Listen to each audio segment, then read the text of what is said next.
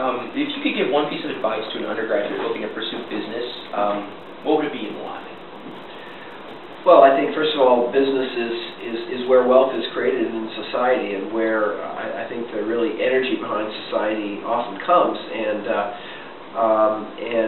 business, I think, gives students a chance to hopefully create something that actually changes the world. It's amazing how much of what comes out of business has just changed the way we live, and changed the way we work, and changed the way we spend our recreational time. So, I mean, that's the aspiration of business. Of course, the dark side is when businesses are perceived as not being ethical and not doing the right thing, then we're less proud of them. But ultimately, I think business is really the driving force, I think, to wealth creation, and increasingly business principles are being used to address a lot of social issues, like the environment, like poverty, like providing products and services for poor people in poor countries. And so I think the business model of being disciplined and thinking about revenue and cost and being productive, I think the business model is this model that can be applied to a lot of other things.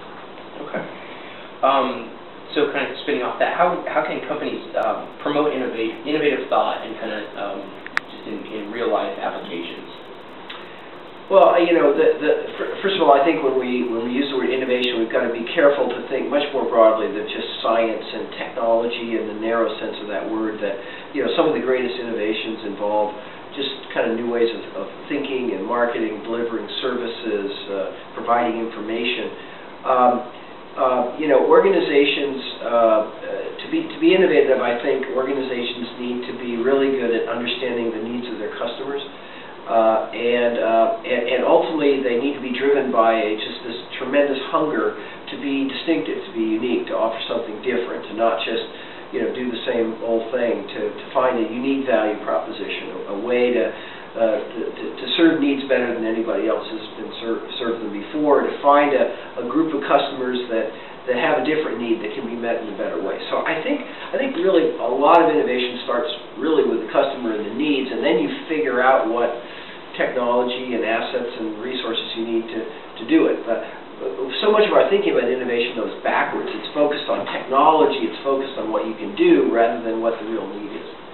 What is the biggest flaw you see CEOs and other upper-level management making, first in general, and then also in terms of innovation and advancement?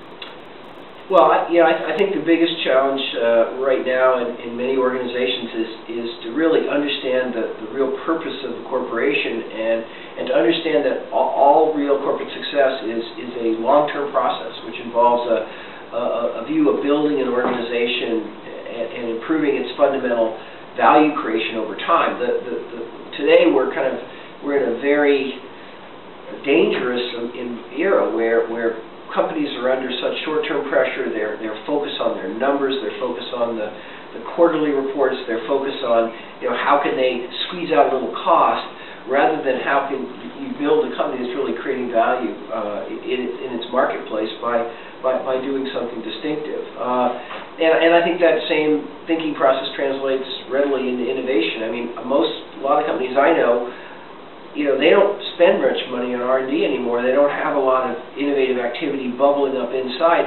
They feel like innovation is just making acquisitions. You know, if they want to expand, they just buy a company. So I think we've got we need a kind of redefinition of the goals of corporations today, which I think is going to be hard to achieve. But hopefully, the financial crisis has got everybody a little bit woken up to the fact that you know, kind of just pursuing the model we've been pursuing is not necessarily the right answer.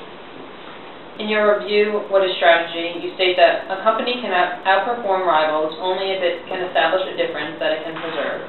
If this company is an enterprising university, how does this statement change, if at all? Well, I think universities have the same opportunities to deliver superior value that the business does. Of course, universities have multiple different products, and you know, some of those products have to do with educating students, and some of those products having to do with addressing other social goals, research, and otherwise. And again, what universities have to do is try to understand how they can, you know, in their own context with their own students or their own location or their own state or their own region where they can actually make the biggest contribution to delivering value. And of course, often it isn't purely economic value. It's often social value. Universities meet a lot of social needs, economic development needs, education and training needs. And so I think one of the critical things universities need to learn how to do is kind of define exactly what they're trying to achieve and measure better what it is that their goals are, and try to be more concrete about the purpose of the university. Right now we sort of just assume universities are important, and we all kind of have an intuitive sense of what universities do, but I think if we were more clear about exactly what the product is, I think universities could improve a lot. Okay. Well, what do you see as the world's biggest problems today, and how do you think that we should tackle them? There's a lot of problems in the world. I myself, I mean, you could list, health, and you could list, people that don't have, food or water. There's lots of very, very deep problems in this world, but at least from my point of view, the one that's the most challenging is the issue of inequality. And we have these tremendous differences in economic and other success and well-being of people, and these differences are very corrosive to our society. I mean, even in America we have an enormous amount of inequality, and that inequality leads to political and social forces that I think can really tear societies apart. And I guess the challenge is how you deal with inequality, and there's really two ways to deal with inequality. One is to sort of redistribute, that is to kind of pull the people that are doing better down, or take some of their money and pass it to somebody else. And I guess the other way of dealing with inequality is to assist and equip the folks that aren't being as successful and getting as much of the benefits of good standard of living, help them improve. And it's so critically important that we as a society pick that second option, not the first option. But yet the easy political solution is always the redistribution option. And we're kind of playing that out in Washington right now as we speak.